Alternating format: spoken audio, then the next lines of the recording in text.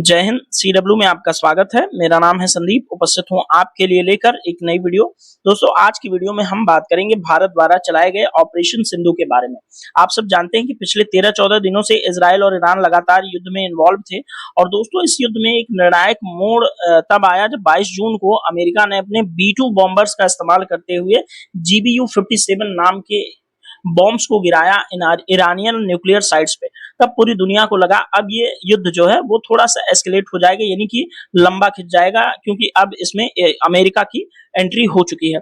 ऐसे में दोस्तों, भारतीय जो समुदाय है जो इन गल्फ कंट्रीज में रहते हैं, जो इजराइल, इराक, ईरान और सऊदी अरबिया, कुवैत, इन सब क्षेत्रों में जो लोग रहते हैं भारत के, उनकी चिंता भारतीयों को होने लगी, क्योंकि उनको वहां से वो युद्धग्रस्त क्षेत्र था, इसलिए वहां से उनकी सुरक्षित वापसी भारत सरकार के लिए एक चिंता का विषय थी।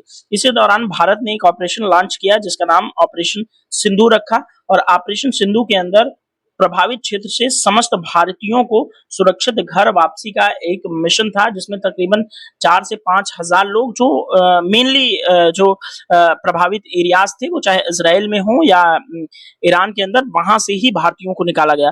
वैसे तो दोस्तों, पूरे गल्फ में मिलियंस ऑफ इंडियंस रहते हैं, वो चाहे वर्कर्स हो या फिर जो है कि इंडियन डायस्पोरा हो, वहां रहते हैं। तो इसलिए वैसे तो पूरे क्षेत्र में एक चिंता का विषय था, लेकिन मुख्य रूप से इजराइल और ईरान के अंदर रह रहे भारतीयों को, जो प्रभावित क्षेत्र में रह रहे थे, उनको वहां से निकाला गया। उनमें भारतीय छात्र भी शामिल थे और टूरिस्ट वगैरह भी उसमें शामिल थे। तो दोस्तों, इस ऑपरेशन सिंधु के बारे में विस्तार पूर्वक इस वीडियो में हम बात करेंगे। भारत ने किस तरह से अपने वायुसेना का विमान ग्लोबमास्टर C-17 का इस्तेमाल करते हुए अपने नागरिकों को वहां से सुरक्षित इवैक्यूएट किया इंडिया के लिए, इन सभी चीजों पर विस्तार पूर्वक बात करेंगे। आप चैनल पर नए हो तो सब्सक्राइब करके बेल आइकन को जरूर हिट करें, वीडियो को लाइक जरूर करें, वीडियो को पूरा देखें, पूरी बात आपको समझ में आएगी। और दोस्तों, इस वीडियो के अंदर हमने कई महत्वपूर्ण चीजों को शामिल किया है, तो वीडियो निश्चित तौर पर आपके लिए इंपॉर्टेंट होगा। यदि आप किसी एग्जाम की तैयारी करते हैं तो इसलिए इंपॉर्टेंट होगा क्योंकि एग्जाम के अंदर जो भी सवाल पूछे जाते हैं उनसे जरूर इस तरह के सवाल पूछे जाएंगे कि ऑपरेशन सिंधु क्या है, इसके तहत भारत ने अपने नागरिकों को कहां से वापस निकाला। इन सब चीजों से के इर्द गिर्द जो सवाल हैं वो बनते हैं, तो इसलिए कुल मिलाकर सभी के लिए ये वीडियो जो है हो जाता है इंपॉर्टेंट। तो चलिए आइए डिस्कस करते हैं ऑपरेशन सिंधु के बारे में, जिसके तहत जो है कि आप लोग यहाँ पर स्क्रीन पर देख पा रहे होंगे कि भारतीयों के हाथ में जो सुरक्षित वहां से बाहर आए, दिल्ली के अंदर आए, उनके हाथ में झंडे और मुस्कुराता हुआ चेहरा, ये इस बात का सबूत है कि भारत ने उन्हें प्रभावित एरिया से सुरक्षित निकाल लिया है। और यहाँ पर दोस्तों उस जगह की तस्वीर है, C-17 ग्लोबमास्टर के अंदर चढ़ रहे लोग हैं जो प्रभावित क्षेत्र में रह रहे थे और अपनी घर वापसी के लिए C-17 ग्लोबमास्टर विमान में सवार हो रहे थे। दोस्तों, अब ऑपरेशन सिंधु को थोड़ा डिटेल में देखिए। ऑपरेशन सिंधु क्या है? तो भारत सरकार द्वारा चलाया गया ये इवैक्यूएशन मिशन था। उसका उद्देश्य था ईरान और उसके आसपास के युद्धग्रस्त क्षेत्रों में फंसे भारतीयों को निकालना। यह ऑपरेशन इजराइल ईरान युद्ध के दौरान चलाया गया, जिसमें बड़ी संख्या में भारतीय कामगार, छात्र और पर्यटक फंसे हुए थे। समझ गए आप? ये इससे आपको एक अंदाजा लगा होगा। और यहाँ पर देखिए, ये है C-17 ग्लोबमास्टर नाम का इंडियन एयरफोर्स का वो विमान, जिसमें भारी संख्या में लोगों को इवैक्यूएट किया ईरान से दिल्ली और प्रभावित ग्रस्त क्षेत्रों से। अच्छा दोस्तों, युद्ध किन क्षेत्रों में चल रहा था उसका मैप आपसे डिस्कस कर लेना जरूरी होता है। तो यहाँ पर देखिए, ये है ईरान और यहाँ पर है, ये है इजराइल। ठीक है, यहाँ पर है इजराइल। तो दोस्तों, ये जो पूरा मिडिल ईस्ट वाला रीजन है, ये पूरा रीजन काफी ज्यादा प्रभावित था इजराइल और ईरान के बीच जो कॉन्फ्लिक्ट चल रहा था उसमें। तो इसलिए यहाँ पर जो रह रहे भारतीय थे, उनकी चिंता भारत सरकार को हुई और भारत ने ऑपरेशन सिंधु के तहत वहां से उन प्रभावित क्षेत्रों से भारतीयों को निकाला। हालांकि देखिए, पूरे भारतीयों को अगर निकालने लग जाएं तो महीनों लग जाएंगे, क्योंकि बहुत सारे मिलियंस ऑफ पीपल यहाँ इंडिया के रहते हैं। बस हमने ईरान के अंदर से उन लोगों को निकाला जो प्रभावित क्षेत्रों में रहते हैं, जैसे तेहरान वगैरह में या नातांज या फोडो के आसपास, जहां पर उनकी न्यूक्लियर साइट्स थी, उस मतलब बड़ी रीजन के अंदर।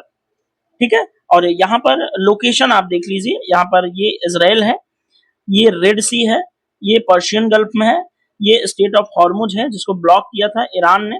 और ये क्योंकि दोस्तों ये इंटरनेशनल मेजर ट्रेड रूट है, ठीक है, ऑयल ट्रेड रूट है, तो यहाँ पर ये सब चीजें बहुत ज्यादा इंपॉर्टेंट हो जाती हैं। इंडियन ओशन वाला एरिया है और ये है हमारा भारत।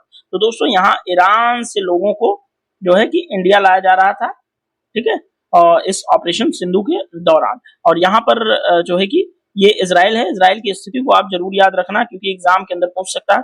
ये वाला एरिया मिस्र का जो है सिनाई प्रायद्वीप है, ठीक है, जो कि इजराइल के दक्षिण पश्चिम में पड़ता है।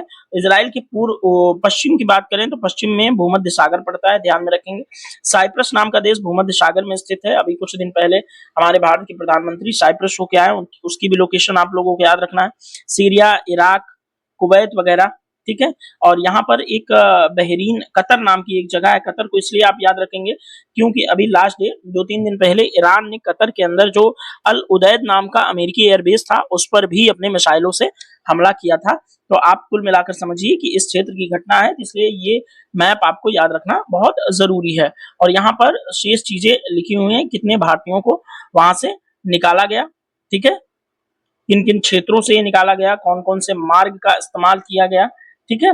और ये विमान था C-17 ग्लोब मास्टर जो कि लॉजिस्टिक्स को ढोने के लिए बहुत बड़ा विमान है। और यहाँ पर अंतरराष्ट्रीय आगमन यानी कि दिल्ली का जो इंदिरा गांधी हवाई अड्डा है वहां से आप देख पा रहे हैं कि लोग सुरक्षित जो है ईरान वाले एरिया से बाहर निकल कर आ रहे हैं। तो वहां अपने स्वजनों से मिलने की उन्हें कितनी ज्यादा खुशी है, ठीक है। और मिस्र की साइड में भी इजराइल के लोग, जो इजराइल में रह रहे भारतीय, वो मिस्र की साइड में गए तो वहां से सरमल शेख नाम की जो जगह है वहां से जो है C-17 के साथ जो है लोगों को ले आया गया, जिसमें 2526 लोगों को इवैक्यूएशन किया गया। खाड़ी देश में कुल मिलाकर 90 लाख से, मैंने बताया कि मिलियंस ऑफ पीपल रहते हैं, 90 लाख से भी ज्यादा भारतीय रहते हैं। सबसे ज्यादा 35 लाख लोग यूएई में रहते हैं, 26 लाख लोग सऊदी अरबिया में रहते हैं, 11 लाख लोग जो है कुवैत में रहते हैं, 7.5 लाख लोग कतर में रहते हैं, तकरीबन 8 लाख के करीब लोग ओमान में रहते हैं और 3.5 के करीब जो है कि बहरीन में रहते हैं। तो बहुत सारे लोग रहते हैं, लेकिन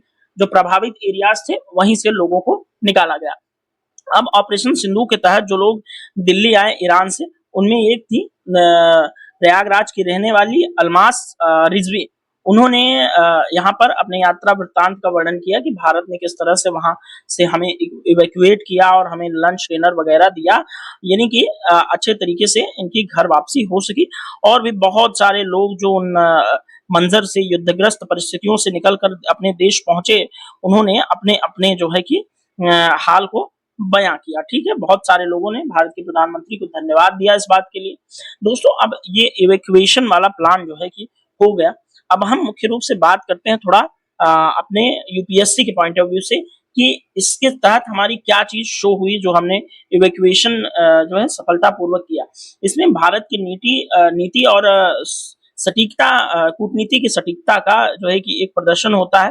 भारत ने इस ऑपरेशन के तहत डिप्लोमेसी विद ह्यूमन फेस नीति को फिर से सिद्ध कर दिया है। एक और जहां भारत ने युद्ध में किसी पक्ष का खुला समर्थन नहीं किया, वहीं दूसरी ओर अपने नागरिकों की सुरक्षा भारत ने सर्वोच्च प्राथमिकता दी। भारत ने दोस्तों ईरान और इजराइल दोनों से संवाद बनाए रखा।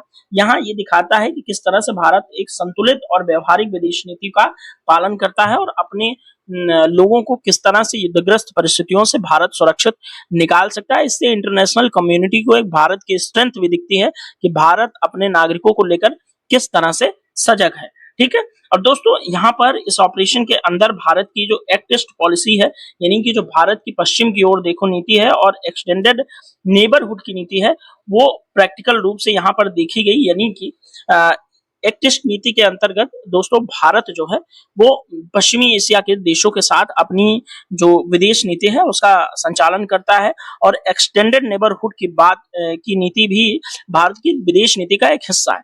इसके अंतर्गत Bharat, Iran, Iraq, Saudi Arabia, ये जो पश्चिम के देश है उनसे अपनी विदेश नीति का संचालन करता है इस नीति के माध्यम से। तो ये नीति जो एक्ट ईस्ट पॉलिसी है उसका एक मिसाल है कि भारत ने ईरान से भी और इजराइल से भी दोनों से तालमेल मिला करके अपने देश के नागरिकों को सुरक्षित अपने देश ले आया। और ये दोस्तों साथ ही भारत की जो सॉफ्ट पावर और डायस्पोरा की पॉलिसी है उसका भी एक सशक्त उदाहरण है कि भारत संकट के समय कॉन्सुलर डिप्लोमेसी और स्ट्रेटेजिक ऑटोनॉमी का इस्तेमाल करते हुए अपने नागरिकों की सुरक्षा कर सकता है। युद्धग्रस्त क्षेत्र में ऑपरेशन चलाना एक high risk military and civil coordination को भी दर्शाता है। लॉजिस्टिक इंटेलिजेंस और डिजास्टर मैनेजमेंट में ये भारत की क्षमताओं का प्रदर्शन करता है। तो ध्यान में रखिएगा, ये जो समस्त ऑपरेशन हुआ उसका महत्व यहाँ पर हमने बता दिया, और ये किस नीति के तहत एक्ट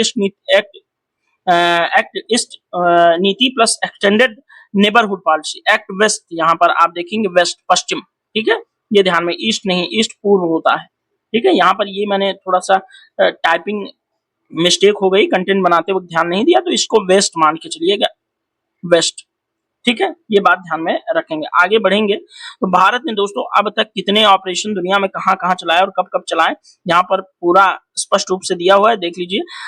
ऑपरेशन गंगा 2022 में चलाया गया था, ऑपरेशन कावेरी 2023 में, ऑपरेशन अजय 2021 में, ठीक है, और ऑपरेशन देवी शक्ति चला 2021 में अफगानिस्तान के अंदर, ऑपरेशन मित्र शक्ति 2023 में तुर्की में चला भूकंप के दौरान, ऑपरेशन संजीवनी चला दोस्तों मालदीव में कोविड-19 के दौरान। तो ये सब चीजें जो है कि भारत की जो नेबरहुड फर्स्ट पॉलिसी है, ये ऑपरेशन संजीवनी दिखाता है कि भारत किस तरह से अपने पड़ोसियों की जो है मदद करता है। ऑपरेशन शक्ति के दौरान भारत ने प्रदर्शन दिया कि भारत दुनिया के किसी भी हिस्से में फंसे अपने विश्वसनीय मित्र की किस तरह से सहायता करता है। हालांकि भारत ने तुर्की को बहुत ज्यादा इस ऑपरेशन के दौरान जो है कि मदद की थी, उसके बावजूद तुर्की भारत का नहीं बल्कि पाकिस्तान का पक्ष हमेशा से लेता रहा है। तो दोस्तों इस वीडियो के अंदर हमने उन विभिन्न एस्पेक्ट्स को कवर करने का प्रयास किया जो इस घटना के क्रम में हो सकते हैं। तो इस वीडियो में आपको क्या कुछ अच्छा लगा, क्या कुछ बुरा लगा, आप जो है कमेंट बॉक्स में अपनी प्रतिक्रिया जरूर दिया करिए, क्योंकि यदि आप हमसे संवाद करते हैं तो हम अपने कंटेंट को डे बाय डे बेहतर बनाते जाते हैं। तो दोस्तों भारतीय सेनाओं के शौर्य और भारत के कूटनीति और विदेश नीति का ये जीता जागता उदाहरण है। कैसा लगा आप लोग कमेंट बॉक्स में जरूर बताएं। तो इस वीडियो में इतना ही, यहीं पर अपनी बात को पूरा करता हूं, और दोस्तों मिलेंगे नेक्स्ट वीडियो में, तब तक के लिए thank you so much, bye bye, जय हिंद, भारत माता की जय।